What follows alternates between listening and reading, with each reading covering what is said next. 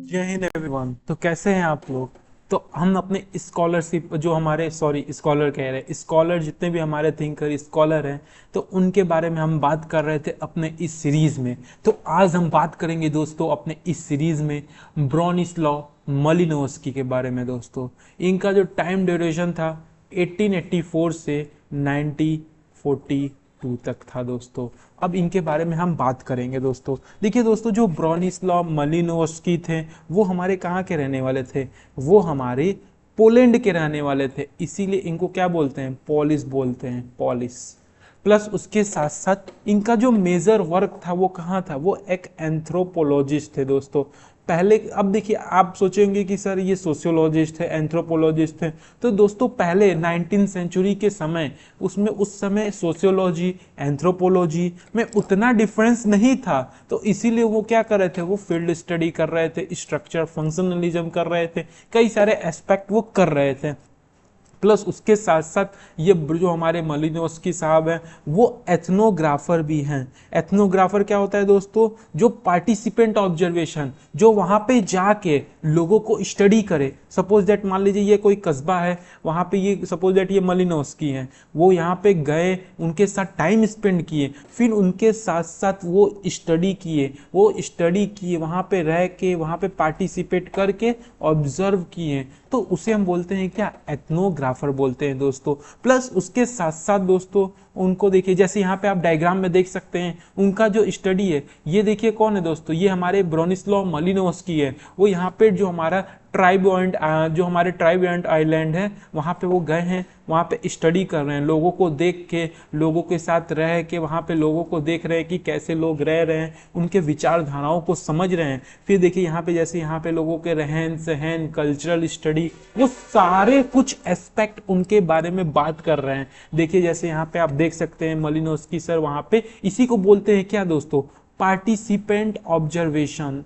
Participant observation जो कि मलिनोव्स्की के द्वारा ही पहली बार ये डेवलप किया गया था। इसीलिए इनको हम क्या बोलते हैं दोस्तों, इसीलिए हम इन्हें बोलते हैं father of social anthropologist.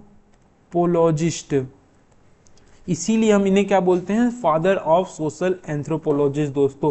Plus उसके साथ साथ इन्होंने आपको बता दिए कि यहाँ पे फील्ड स्टडी कई सारे किए हैं। प्लस उसके साथ साथ दोस्तों इंट्रो में आपको बताई दिए कि ये पोलैंड के रहने वाले हैं, यहाँ पे इनका जो ऑब्जर्वेशन कैसा है वो सारा कुछ आपको बता दिए। प्लस इसके बारे में और कुछ हम इनके बारे में जानते हैं। इन्होंने अपना नीड थ्योरी दिया था, जो इनका नीड थ्योरी हम आगे देखेंगे। नीड थ्योरी ऑफ जो कल्चर है इनका, वो काफ़ी फेमस हुआ था। उन्होंने कई सारे एस्पेक्ट बताए थे, कई सारे उनके कल्चरल रिस्पॉन्सेस के बारे में बात किया था।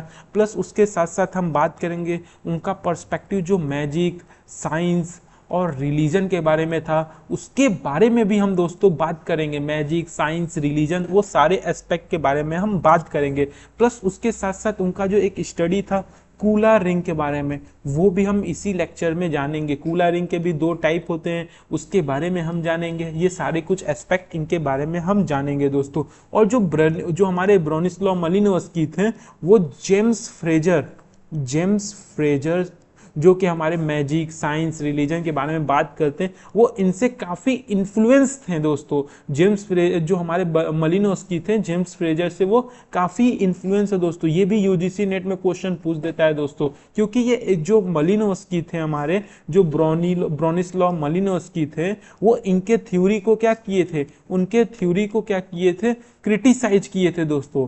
इनके थ्योरी को क्या किए थे, क्रिटिसाइज किए थे, जिससे वो काफ़ी इन्फ्लुएंस थे, उनके बारे में पढ़े थे मलिनोव्स्की, फिर उसके बाद उनको क्रिटिसाइज भी किया था दोस्तों। तो अब बात करते हैं इनके पहले एस्पेक्ट को, जो कि फंक्शनलिज्म के बारे में है दोस्तों। जैसे कि हमको पता है कि फंक्शनलिज्म इसके पहले भी चले आ रहा था, लेकिन जो स्कूल है दोस्तों, जो इसका स्कूल ऑफ जो स्ट्रक्चरल फंक्शनलिज्म है दोस्तों, जो सोशियो एंथ्रोपोलॉजी में दोस्तों, जो हमारा सोशल एंथ्रोपोलॉजी जो हमारा है, सोशल एंथ्रोपोलॉजी, वो यहाँ से कहाँ से डेवलप हुआ था, वो हमारे जो ब्रोनिस्लॉव मलिनोव्स्की हैं दोस्तों, ये उनके द्वारा ही डेवलप किया गया था, जो सोशल एंथ्रोपोलॉजी। इसीलिए हम इन्हें क्या बोलते हैं, फादर ऑफ सोशल एंथ्रोपोलॉजी दोस्तों। इसके पहले भी कई सारे पर्सपेक्टिव चल रहे थे, कई सारे लोग बात कर रहे थे। फॉर एग्जाम्पल जैसे रेड क्लिफ ब्राउन ने टर्म दिया था क्या, स्ट्रक्चर फंक्शनलिज्म।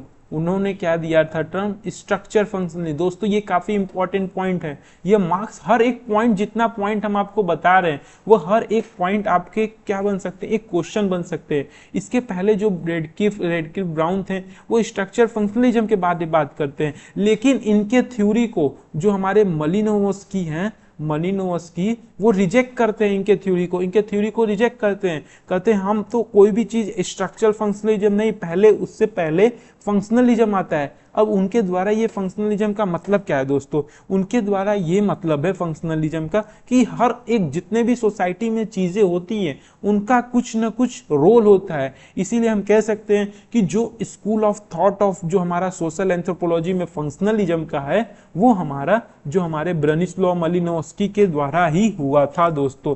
प्लस उसके साथ साथ दोस्तों फंक्शनलिज्म में उन्होंने किसको प्रायोरिटी दिया, इसके पहले जितने भी हमारे जो कई सारे जो हमारे इसके पहले जो फंक्शनलिज्म वाले थे, जैसे हमारे टालकट पार्सन हो गए, फंक्शनलिज्म जो हमारे टालकट पार्सन हो गए, या तो आप कह सकते हैं आर.के. मर्टन हो गए, या तो आप कह सकते हैं जो हमारे रेडक्लिफ ब्राउन हो गए वो भी। इसके पहले जो हमारे ये सारे जो स्कॉलर थे दोस्तों, आर.के. मर्टन हो गए, हमारे जो अगस्त कॉम्ट हो गए, ये कई सारे जो स्कॉलर थे दोस्तों, हमारे हर्बर्ट स्पेंसर हो गए, ये सारे थ्योरम दिए थे। हर्बर्ट स्पेंसर तो इसके पहले किसका कॉन्सेप्ट दिए थे, ऑर्गेनिज्म का कॉन्सेप्ट दिए थे।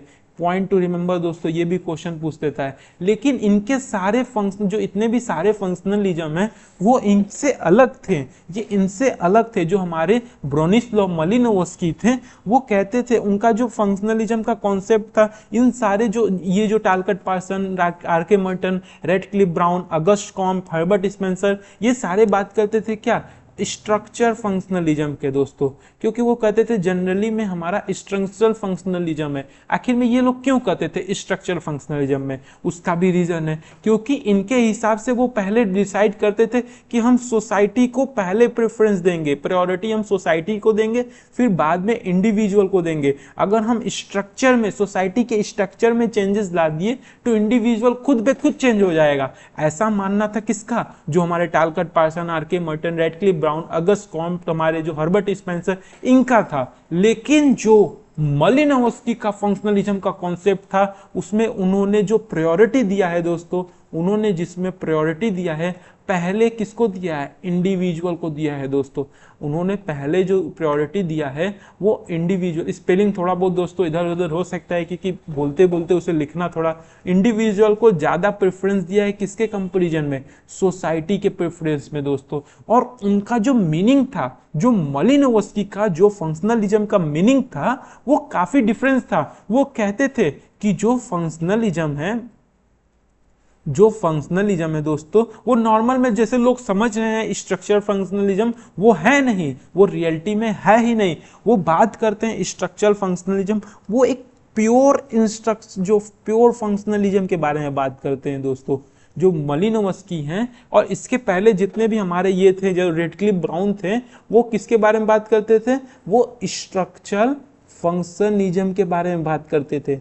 किसके बारे में, स्ट्रक्चरल फंक्शनलिज्म के बारे में। लेकिन जो हमारे मालिनोव्स्की सर हैं वो बात करते हैं किसके बारे में, प्योर फंक्शनलिज्म के बारे में। प्लस उसके साथ साथ जो मालिनोव्स्की सर का जो डिफाइंड है कि कई सारे फंक्शनलिज्म पर्सपेक्टिव हैं, जैसे हमारे स्ट्रक्चर फंक्शनलिज्म है, उन्होंने मालिनोव्स्की सर ने फंक्शनलिज्म के टाइप्स बताए हैं। उसके अंदर आता है क्या, स्ट्रक्चरल फंक्शनलिज्म, प्लस हमारा क्या है, साइको फंक्शनलिज्म जो हमारा आ गया, वो भी हमारा इसी के अंदर आएगा। प्लस उसके साथ साथ वो बताते हैं जो इंडिविजुअल का जो फंक्शन है वो भी हमारा अलग एक टाइप है। प्लस उसके साथ साथ वो बताते हैं जो हमारा कल्चर का फंक्शनलिज्म है वो अलग है। प्लस उसके साथ साथ वो बताते हैं जो हमारा नीड है, नीड का फंक्शनलिज्म, वो हर एक एस्पेक्ट पे क्या है, डिफरेंट है। इसलिए हमारा कहने मतलब नहीं है केवल स्ट्रक्चर, लाइक प्रीवियस स्कॉलर जितने भी आए थे, आर.के. मर्टन, जो हमारे टालकट पार्सन, वो फोकस किस पे कर रहे थे, हमारे स्ट्रक्चरल फंक्शनलिज्म पे। लेकिन हमारे जो मलिनोवस्की सर हैं वो बात कर रहे थे किसका, प्योर फंक्शनलिज्म। वो इंडिविजुअल के ऊपर ज्यादा फोकस कर रहे थे रेदर देन सोसाइटी। प्लस उसके साथ साथ वो बता रहे थे कि कैसे हम इसको जो फंक्शनलिज्म है उसको हम कैसे पार्ट में डिवाइड कर सकते हैं। दोस्तों ये इंपॉर्टेंट क्वेश्चन है दोस्तों, ये पूछ सकता है आपसे कि फंक्शनलिज्म के कितने टाइप्स हैं अकॉर्डिंग टू मलिनोवस्की। तो आप बता सकते हैं कि structural functionalism, psycho, individual, cultural और नीड दोस्तों। प्लस उसके साथ साथ दोस्तों जो हमारा मलिनोवस्की फंक्शनलिज्म के कॉन्सेप्ट से ही हमारा जो एथनोग्राफी का स्टेटमेंट है दोस्तों, जो एथनोग्राफर जो होते हैं, एथनोग्राफी होते हैं, या तो हम इसे कहते हैं क्या, पार्टिसिपेंट ऑब्जर्वेशन। जो यहाँ पे आपको फिगर दिखाए थे ना, ये वहां पे मलिनोवस्की सर गए थे, वहां पे स्टडी किए थे, उसी को हम क्या बोलते हैं दोस्तों, उसी को हम बोलते हैं पार्टिसिपेंट ऑब्जर्वेशन।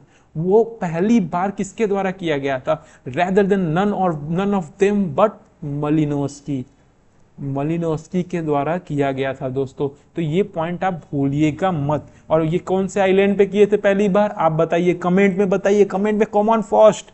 फिर उसके बाद हम बात करते हैं मलिनोवस्की के कूला, जो हमारे यहाँ पे, सॉरी दोस्तों, ये कूला रिंग है, यहाँ पे टाइपिंग मिस्टेक हो गया, ये कूला रिंग है। कूला रिंग के बारे में वो बात करेंगे। वो कूला रिंग को क्या मानते हैं, जो वहाँ पे जब स्टडी कर रहे थे जो हमारे ब्रोनिस्लाव मलिनोवस्की है, वो बताते हैं कि कूला किंग एक सेरेमोनियल एक्सचेंज है। सेरेमोनियल एक्सचेंज मतलब क्या, ये कुछ है नहीं, एक कल्चर की भांति है जहाँ पे लोग क्या करते हैं, एक रिंग टाइप का होता है जो वहाँ पे जो एक लोग के, जो एक आइलैंड के, सपोज दैट ये एक हमारा आइलैंड है, वहाँ के लोग हैं, वो क्या करेंगे, अपने रिंग को क्या करेंगे, वो अपने रिंग को ट्रांसफर करेंगे दूसरे आइलैंड पे दोस्तों। सपोज दैट ये आइलैंड 1 है और ये हमारा आइलैंड 2 है, तो ये क्या कहते हैं कि कूला रिंग से हमारा क्या होता है, हमारा कल्चरल जो इथोस है वो सारा कुछ ट्रांसफर होता है from one island to another island. और दोस्तों जो कूला रिंग, ये कॉन्सेप्ट आप इंपॉर्टेंट है, पूछ भी सकता है आपके नेट में भी कि आप बताइए कूला रिंग का जो स्टडी था वो कौन किया था, तो आप बताएंगे ब्रोनिस्लाव मलिनोवस्की। प्लस उसके साथ साथ जो कूला रिंग वाला कॉन्सेप्ट है दोस्तों, इसको 2 पार्ट में डिवाइड किया गया है। तो पहला हमारा कौन सा है, एक रेड सेल टाइप का होता है, जो रेड सेल डिस्क है, और दूसरा हमारा, इसे हम क्या बोलते हैं, नेकलेस है हमारा जो रेड सेल वाला, और दूसरा हमारा जो है वो व्हाइट सेल, और ये आर्म पे पहनने वाला आर्म बैंड आप बोल सकते हैं, वो है हमारा, जिससे हम व्हाइट सेल, जो हमारा आर्म बैंड है उसे हम क्या बोलते हैं, मवाली बोलते हैं दोस्तों। और जो हमारा ये हमारा जो नेकलेस है उसे हम बोलते हैं सोल्विया, उसे हम बोलते हैं सोल्विया। और इसके बारे में देखिए दोस्तों, एक और आपको याद करना है, ये जो नेकलेस है उसका टर्न कैसा होगा, जो सोल्विया का टर्न होगा, जैसे उसका रोटेशन मूवमेंट होगा वो कैसा होगा, वो हमारा क्लॉकवाइज होगा, क्लॉकवाइज डायरेक्शन। और जो हमारा आर्म बैंड होगा वो हमारा एंटी क्लॉकवाइज होगा दोस्तों। तो ये कल्चरल के कैसे डिफिनेशन है, कह सकते हैं कि कल्चर आखिर में कैसे आपस में मिलते हैं। ये 2 पॉइंट आप प्योर आप रिमेंबर कर रहिएगा कि रेड सेल डिस्क नेकलेस, इसे हम बोलते हैं सोल्विया, और जो व्हाइट सेल जो कि हाथों में बैंड बांधते हैं उसे हम बोलते हैं मवाली। अभी देखिए डायग्राम, आप देखिए, ये देखिए, सपोज दैट यहाँ पे देखिए डिफरेंट जैसे आप देख सकते हैं कि यहाँ पे, सॉरी पेन का कलर चेंज करें, आपको होप दिख नहीं रहा होगा, हाँ देखिए, जैसे यहाँ पे हमारा क्या है, डिफरेंट आइलैंड है दोस्तों, यहाँ पे क्या आइलैंड है, ये सारा आइलैंड है। और यहाँ पे हमारा देखिए क्या हुआ, एक्सचेंज, सोल्विया का डायरेक्शन कैसा है, क्लॉकवाइज दोस्तों, क्लॉकवाइज। और यहाँ पे देखिए कैसे लोग आपस में क्या कर रहे हैं, ट्रांसफर कर रहे हैं। देखिए यहाँ पे लिखा है द कूला रिंग, वहाँ पे लोग क्या कर रहे हैं, ट्रांसफर कर रहे हैं from one island to another island. ये देखिए यहाँ हमारा क्या है, क्लॉकवाइज डायरेक्शन में जा रहा है। और वहीं हमारा मवाली क्या है, एक आइलैंड से दूसरे आइलैंड किस डायरेक्शन में आ रहा है। और दोस्तों एक पॉइंट और, सोल्विया क्या था, जल्दी से नेकलेस था, यस। और हमारा जो मवाली था वो क्या था, हमारा आर्म बैंड था। और इसका डायरेक्शन हमारा क्लॉकवाइज था और इसका डायरेक्शन हमारा एंटी क्लॉकवाइज था। यहाँ पे देख सकते हैं कैसे डिफरेंट आइलैंड है और यहाँ से हमारा जो कल्चरल इथोस ट्रांसफर हो रहा है। और क्लियर डायग्राम समझता है, ये डायग्राम देखिए जो हमारा आर्म सेल का मूवमेंट है वो एंटी क्लॉकवाइज था, जिसे हम मवाली बोलते हैं। और जो हमारा नेकलेस का डायरेक्शन है वो कैसा है, जो हमारा नेकलेस का डायरेक्शन है वो हमारा ये डायरेक्शन है, जो कि कैसा डायरेक्शन है हमारा, आप देख सकते हैं ये हमारा क्लॉक वाइज डायरेक्शन है, और हमारा जो एंटी क्लॉक वाइज कौन सा है, जो हमारा आर्म सेल है। तो ये आप डायग्राम बता सकते हैं कि कूला रिंग का कॉन्सेप्ट कौन दिया था और क्यों इसका डिफिनेशन इतना इंपॉर्टेंट है। इसीलिए इनका स्टेटमेंट है, वो बताते हैं, वो स्टेटमेंट देते हैं क्या, कि once in a कूला always in अ कूला। उनका फेमस स्टेटमेंट था कि एक बार जो कूला में आ गया, जो आइलैंड में ट्रांसफर करने के लिए आ गया, वो हमेशा उस कूला में रहेगा और वो हमेशा उस कल्चर का पार्ट बनेगा। अब उसके बाद हम बात करते हैं दोस्तों थ्री सिस्टम लेवल, जो कि जो हमारे मलिनोव्स्की है उनके द्वारा दिया गया था। वो बताते हैं, जैसे कि हमको पता है जो ब्रोनिस्लाव मलिनोव्स्की है वो हमारे इंडिविजुअल के ऊपर ज्यादा फोकस करते हैं। उनका जो इंडिविजुअल के ऊपर ज्यादा फोकस है, वो कहते हैं कि लोगों के अगर नीड को फुलफिल करना है तो उसके लिए हमारा 3 सिस्टम है। 3 सिस्टम में कौन कौन सा, पहला हमारा बायोलॉजिकल, पहले अपने शरीर के जो नीड्स हैं उनको फुलफिल करें, फिर उसके बाद उनका कहना होता है क्या, सोशल स्ट्रक्चर, फिर उसके बाद हम सोशल स्ट्रक्चर जो भी हैं उनको फुलफिल करें, इंडिविजुअल का जो सेट है। फिर उसके बाद हमारा जो सोशल स्ट्रक्चर के बाद आता है वो हमारा सिंबॉलिक में जो भी आपके कल्चर हो गए, रिलीजन हो गए, उसके बारे में आप अपने बारे में सोचिए, सिंबॉलिक के बारे में सोचिए। तो सोचिए 3 सिस्टम लेवल, आखिर में ब्रोनिस्लाव मलिनोव्स्की है वो इंडिविजुअल के फोकस करके वो बताते हैं कि अगर ये 3 सिस्टम लेवल हमारा अगर फुलफिल हो जा रहा है तो हमको कोई सोसाइटी को डेवलप करना नहीं पड़ेगा। हमारा जब इंडिविजुअल डेवलप होगा तो हमारा क्या होगा, ओवरऑल पार्टिसिपेशन जो सोसाइटी का है वो डेवलप होगा दोस्तों। बायोलॉजिकल, पहले अपने इंडिविजुअल के शरीर है, स्ट्रक्चर है, उसके ऊपर फोकस कर रहे थे। फिर सोशल स्ट्रक्चर में क्या, वो सोसाइटी, किस सोसाइटी में रहे उनके स्ट्रक्चर के बारे में फोकस कर रहे थे। फिर उसके बाद सिंबॉलिक, फिर अपने इथोस, कल्चर, नॉर्म्स, जो रिलीजन, मैजिशियन, ये डिफरेंट जो है एस्पेक्ट, उसको वो फुलफिल कर रहे थे।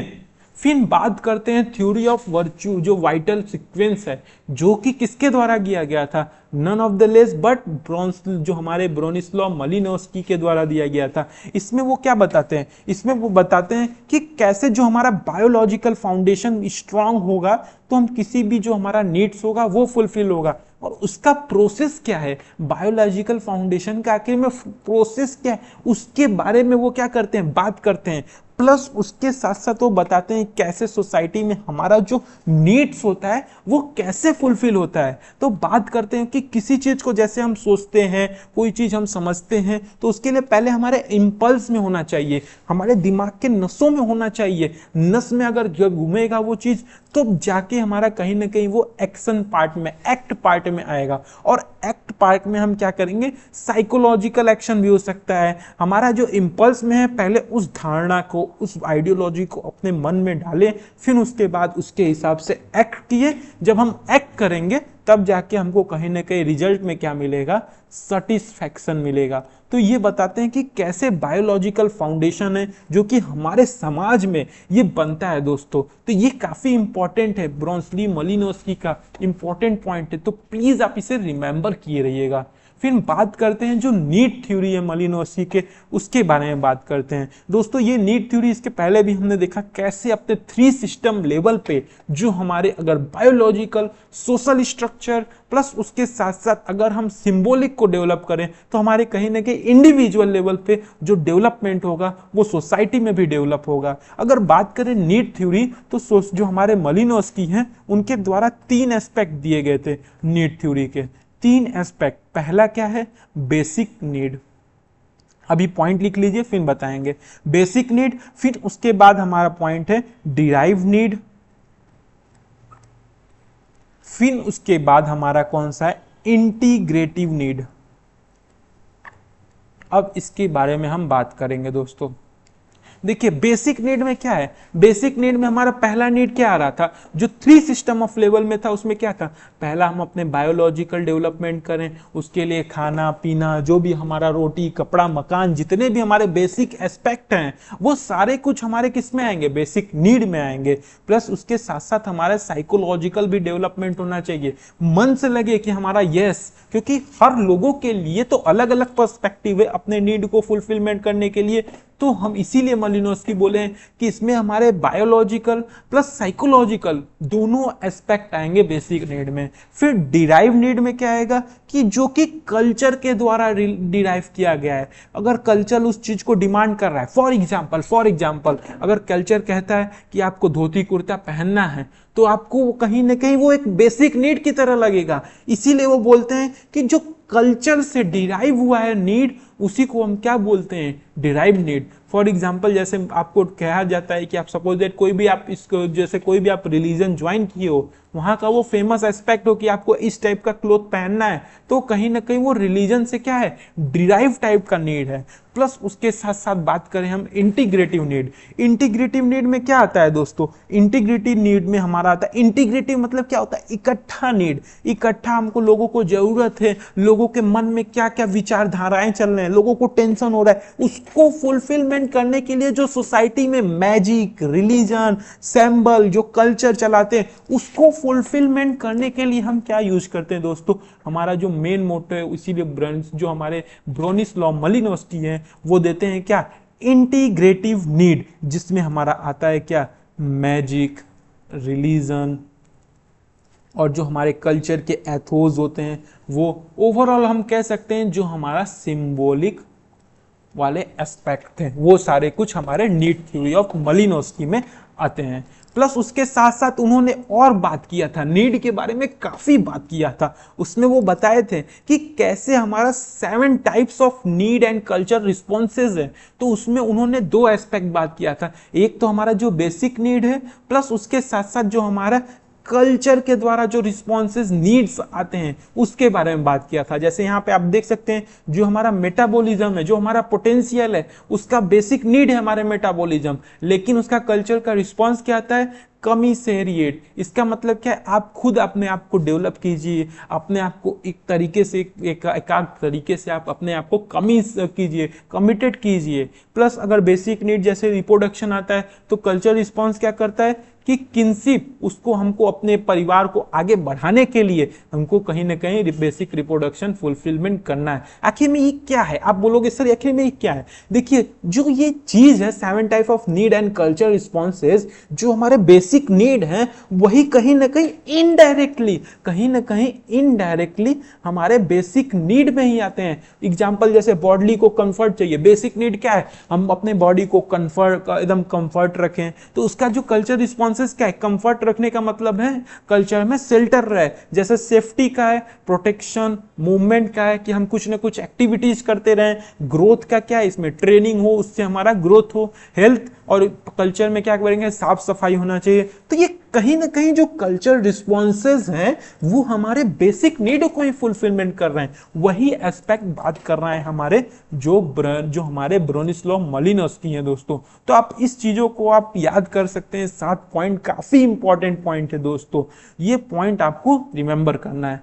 प्लस उसके साथ साथ वो डिराइव नीड्स में 4 टाइप के डिराइव नीड्स बताते हैं कि आखिर में कैसे जो हमारे नीड्स हैं वो कैसे डिराइव होते हैं। फॉर एग्जाम्पल यहाँ पे requirement for the maintenance of culture apparatus, उसके लिए आपको क्या चाहिए, पैसा चाहिए। उसके लिए आपको इकोनॉमिक जो नीड है वो फुलफिलमेंट करना चाहिए। प्लस वो बता रहे हैं कि हमारा जो डिराइव नीड है वो केवल इकोनॉमिक पर्सपेक्टिव नहीं है, उसके साथ साथ अगर आप हमको कहीं ना कहीं हमारा जो नीड है ह्यूमन बिहेवियर को कैसे रेगुलेट करें, तो वो भी हमारा एस्पेक्ट इसी के अंदर आता है। इसको बताते हैं वो सोशल रिस्पॉन्सेज, और सोशलाइजेशन बोलते हैं किसके थ्रू होगा, एजुकेशन के थ्रू होगा। तो ये डिराइव नीड्स है दोस्तों। प्लस एक्सरसाइज फॉर अथॉरिटी में हमारा क्या आएगा, पॉलिटिकल नीड होगा दोस्तों। तो ये सारे एस्पेक्ट आपको याद करने हैं। प्लस उसके साथ साथ अब इनका एक कॉन्सेप्ट था, कौन सा, मैजिक, रिलीजन, साइंस के बारे में, उसके बारे में हम देखते हैं दोस्तों।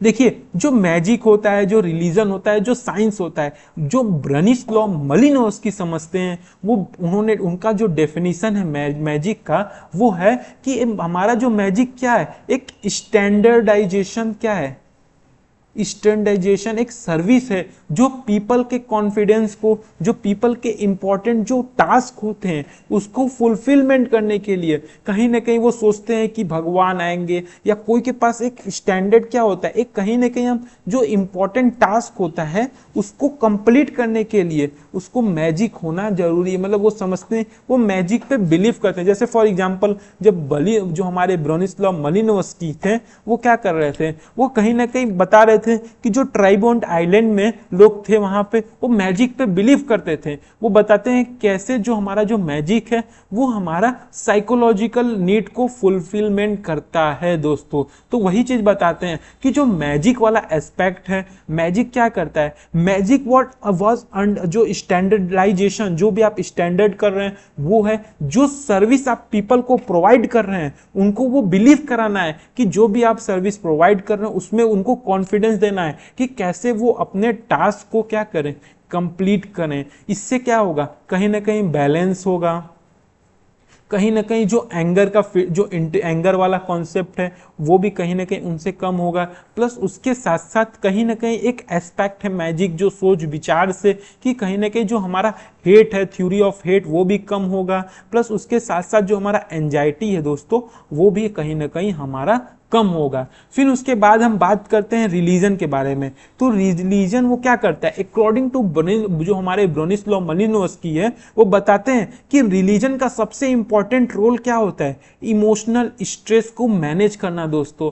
कि लोग को कैसे, जैसे सपोज दैट किसी के घर में कोई लवर अगर एक्सपायर कर जाता है तो उसको इमोशनल कैसे उसको स्ट्रेस को मैनेज करें वो रिलीजन हमें सिखाता है। वही बात कौन बोलता है, जो हमारे ब्रोनिस्लाव मालिनोव्स्की बोलते हैं। और वो बताते हैं कि कैसे जो हमारा लॉ एंड ऑर्डर है उसको भी मेंटेन करने के लिए, क्योंकि अगर लोग भगवान से नहीं डरेंगे, ऊपर वाले से नहीं डरेंगे तो कैसे हमारा लॉ एंड ऑर्डर मेंटेन रहेगा। इसीलिए वो बताते हैं कि कैसे वो हमारा जो ये रिलीजन का भी इंपॉर्टेंट रोल प्ले करता है। और उसके साथ साथ वो साइंस को बताते हैं, साइंस काफी रेशनल है, रेशनल थिंकिंग, लॉजिकल थिंकिंग वाले जितने भी हैं, यूनिवर्सल वाले जितने भी हमारे थिंकर हैं, जो भी यूनिवर्सल के लिए अप्लाइड होता है वो सारा हमारा क्या आता है, साइंस के अंदर आता है दोस्तों। और उनका एक काफी इंपॉर्टेंट स्टेटमेंट क्या है, काफी इंपॉर्टेंट स्टेटमेंट है जो हमारे मालिनोव्स्की हैं वो बोलते हैं magic is sacred, science is profane. वो बताते हैं कि जो हमारा मैजिक होता है वो क्या है, वो एक यस हम लोग थे यहाँ पे दोस्तों। जो मैजिक होता है उनका जो स्टेटमेंट था कि magic is sacred and science is profane. उनका कहना था यही कि जो मैजिक होता है वो सेक्रेड, और प्रोफेन का मतलब क्या होता है, सेक्रेड मतलब होता है क्या, पवित्र, और जो हमारा प्रोफेन मतलब क्या होता है, पाप या पुण्य, या मतलब आप पुण्य तो सॉरी पुण्य हमारा इसका मतलब होता है और पाप हमारा प्रोफेन का मतलब होता है। वो उनका जो ट्राइबॉन्ड आइलैंड में वो जब कर रहे थे तो इसीलिए वो स्टेटमेंट दिए थे कि कैसे लोग मैजिक को सेक्रेड मानते हैं और साइंस को प्रोफेन मानते हैं दोस्तों। प्लस उसके साथ साथ हम बात करते हैं किनशिप अलजेब्रा, उनके द्वारा एक इंपॉर्टेंट टर्म दिया गया है। वो बताते हैं कि कैसे किनशिप यानी क्या कर सकते हैं, वो ग्रुपिंग वाले के बारे में बात करते हैं, ग्रुपिंग कॉन्सेप्ट के बारे में बात करते हैं। वो कहते हैं जो ग्रुपिंग होने से क्या हो रहा है, कहीं ना कहीं हमारा फैमिली का डेवलपमेंट हो रहा है। जब फैमिली हमारा डेवलप होगा तो कहीं ना कहीं जो हमारा प्रॉपर्टी है, जो हमारे कल्चर इथोस हैं वो भी क्या होंगे, आपस में डिवाइड होंगे दोस्तों। जब वो आपस में डिवाइड होंगे, बाइफरकेश होंगे, तो ये क्या करता है, कहीं ना कहीं किनशिप अलजेब्रा जो हमारा क्या है कॉन्सेप्ट, कि कैसे किनशिप हमारा मेंटेन रहे, कैसे जो हमारा प्रॉपर्टी है आपस में क्या हो, उसका पार्टिसिपेशन हो, उसका जो पार्टिसिपेशन आपस में कैसे कॉमन हो सकता है। प्लस प्रॉपर्टी के अंदर हमारा क्या आता है, बाइफरकेशन, किसको कौन सा प्रॉपर्टी मिलेगा, वो सारा एस्पेक्ट हमारे किनशिप के द्वारा ही होता है। फिर वो वाला जब जैसे सपोज दैट ये ग्रुप है आपका फैमिली, वो अलग ग्रुप में बटा, फिर ये अलग अलग कॉमन प्रॉपर्टी, ये सारा ये क्या हो रहा है, एक अलजेब्रा क्या हो रहा है हमारा मेंटेन हो रहा है, एक हमारा अलजेब्रा क्या हो रहा है, एक हमारा अलजेब्रा मेंटेन हो रहा है। जिससे जो हमारे मालिनोव्स्की वो बोलते हैं क्या, कई सारे लोग कहते हैं जैसे इसके ये सारे कॉन्सेप्ट के बारे में कई लोग बोलते हैं क्या, ये है हमारा क्या है, कलेक्टिव ऑफ जेनियोलॉजी के बारे में बात करते हैं। कई सारे थिंकर हैं, वो जो हमारे ब्रोनिस्लाव मालिनोव्स्की हैं इसको ये रिजेक्ट कर देते हैं, इसको सीधे रिजेक्ट कर देते हैं, कहते हैं ये इसका कोई मतलब नहीं है, ये हमारा जो मतलब है वो जो हमारे किनशिप अलजेब्रा का मतलब है कि हम अपने प्रॉपर्टी, जो हमारे प्रॉपर्टी इनहेरिटेंस है उसके प्रॉपर बाइफर्केशन होने चाहिए, प्रॉपर उसके जो वहां पे उसके जो पार्टीशन है वो होने चाहिए। तो उनका जो मेन फोकस था वो हमारे बाइफर्केशन प्लस उसके साथ साथ जो उनका पार्टीशन था उसके वाले एस्पेक्ट में ज्यादा वो बिलीव करते थे। तो आपको क्वेश्चन पूछ सकता है किनशिप अलजेब्रा कौन दिया था, तो आप याद कर सकते हैं ब्रोनिस्लाव मालिनोव्स्की। अब उसके बाद में बात करेंगे सोशल इंस्टीट्यूशन, जो कि सोशल इंस्टीट्यूशन कुछ नहीं है, इसमें जो हमारे ब्रोनिस्लाव मालिनोव्स्की है वो बताते हैं कि जैसे हमारे जो पर्सनल जो हमारे पर्सोनल जो हमारे हैं वो भी सोशल इंस्टीट्यूशन है, प्लस उसके साथ साथ जो हमारे नॉर्म्स होते हैं वो भी सोशल इंस्टीट्यूशन के अंदर आते हैं, जो हमारे एक्टिविटीज़ होते हैं वो भी हमारे सोशल इंस्टीट्यूशन में आते हैं, जो हमारे फंक्शन होते हैं वो भी हमारे क्या आते हैं सोशल इंस्टीट्यूशन में, प्लस उसके साथ साथ जो हमारे कैरेक्टरिस्टिक्स आते हैं वो भी हमारे फंक्शनलिज्म में आते हैं। तो ये कुछ नहीं है, केवल पॉइंट आपको रिमेंबर करना है कि वो बताते हैं डिफरेंट सोशल इंस्टीट्यूशन में कैसे हमारे जो एस्पेक्ट आते हैं। प्लस उसके साथ साथ उनके द्वारा जो हमारे वो काफ़ी प्रभावित थे जेम्स फ्रॉड के द्वारा, जो जेम्स फ्रेजर के द्वारा, उनका जो मैजिक रिलीजन वो सारा कॉन्सेप्ट था। प्लस उसके साथ साथ उन्होंने जो एक फ्रॉड के द्वारा जो ओडिपस कॉम्प्लेक्स थ्योरी है वो उसको क्रिटिसाइज करते हैं। आखिर में फ्रॉड ओडिपस कॉम्प्लेक्स क्या बोलता है कि जो भी जितने भी हमारे जो भी नीड्स होते हैं वो यूनिवर्सल हैं, जो भी हमारे नीड्स क्या है यूनिवर्सल हैं, लेकिन जो हमारे मालिनोव्स्की होते हैं, जो मालिनोव्स्की आते हैं और इनके थ्योरी को क्या कर देते हैं रिजेक्ट कर देते हैं, कहते हैं कोई भी चीज यूनिवर्सल नहीं हो सकता, इंडिविजुअल का नीड आखिर में आप कैसे यूनिवर्सल कर सकते हैं, हर लोगों का हर एक एस्पेक्ट क्या है डिफरेंट नीड्स है। तो मालिनोव्स्की इसे क्या कहते हैं दिस इज नॉट यूनिवर्सल, मतलब हमारा नीड्स क्या है यूनिवर्सल नहीं है, वो हमेशा सोसाइटी टू सोसाइटी जो होगा वो हमारा चेंज होते जाएगा। जो हमारे मालिनोव्स्की हैं वो sex and repression in savage society एक बुक लिखते हैं, उसमें वो इनके थ्योरी को क्या करते हैं रिजेक्ट करते हैं कि कैसे ये जो थ्योरी है वो यूनिवर्सल नहीं है, ये हमेशा साइकोलॉजिकल पैरामीटर में साइकोलॉजी के अनुसार क्या होगा हमारा एक साइक्लिकल थ्योरी के अनुसार हमारा क्या होता रहेगा, ये हमेशा मेरा चेंज होता रहेगा, इसलिए इनके थ्योरी को वो रिजेक्ट करते हैं।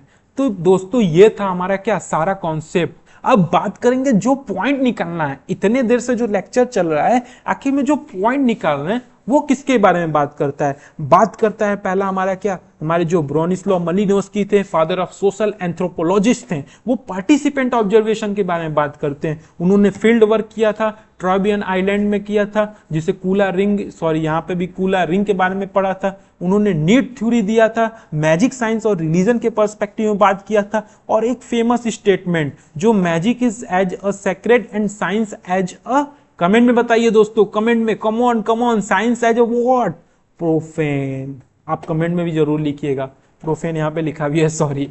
किनशिप अलजेब्रा के बारे में बात करते हैं और वो जेम्स फ्रेजर के द्वारा काफी प्रभावित थे, और उसके साथ साथ उन्होंने फ्रॉइड के जो ओडिपस थ्योरी था कॉम्प्लेक्स थ्योरी उसको भी क्या करते हैं वो क्रिटिसाइज करते हैं दोस्तों। अब इसके बाद बात करेंगे इनके जो इंपॉर्टेंट बुक्स हैं, ये आप देख सकते हैं यहाँ पे आपको दिख रहा होगा कि जो कौन कौन से इंपॉर्टेंट बुक हैं, जैसे हमारा क्या है आर्गोनॉट्स ऑफ द वेस्टर्न पैसिफिक, जिसमें वो एथनोग्राफी स्टडी करते हैं कहाँ पे मलेशिया में वहाँ पे न्यू गिनिया को वहाँ पे स्टडी करते हैं और उनके फील्ड को बताते हैं एस्पेक्ट। साइंस जो मैजिक रिलीजन है वो उनका एस्पेक्ट है। क्राइम एंड कस्टम के बारे में वो बात करते हैं। जो sex and repression in savage society है जहाँ पे वो किसे क्रिटिसाइज करते हैं, कमेंट में किसे क्रिटिसाइज करते हैं आप बताइए। फिर उसके बाद ये देख सकते हैं आप डिफरेंट इनके बुक हैं जिसे आपको रिमेंबर करना है दोस्तों। तो होप आपको वीडियो पता अच्छा लगा होगा। जो हमारे ब्रोनिस्लाव मालिनोव्स्की हैं ये काफी हद तक इंपॉर्टेंट थिंकर हैं दोस्तों। वीडियो अगर आपको अच्छा लगा हो तो प्लीज आप इसे लाइक शेयर जरूर कीजिएगा और कमेंट में जरूर बताइएगा क्या आपको और इम्प्रूवमेंट आपको नेक्स्ट स्कॉलर कौन कौन से चाहिए दोस्तों। आपका हेल्थ अच्छा रहे। Thank you. जय हिंद।